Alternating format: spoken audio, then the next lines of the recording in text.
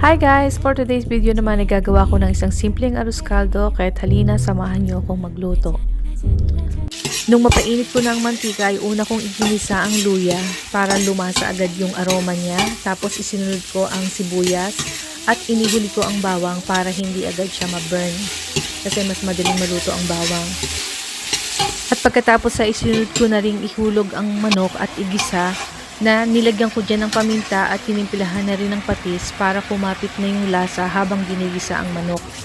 At sunod-sunod ko lang inihulog ang nahugasang bigas, ang chicken broth, gayon din nagpakulo ko ng tubig para mas madali nang kumulo kapag nag-add ka ng water. And then naglagay din ako ng turmeric powder, pandagdag flavor at kulay na rin sa ating arroz caldo.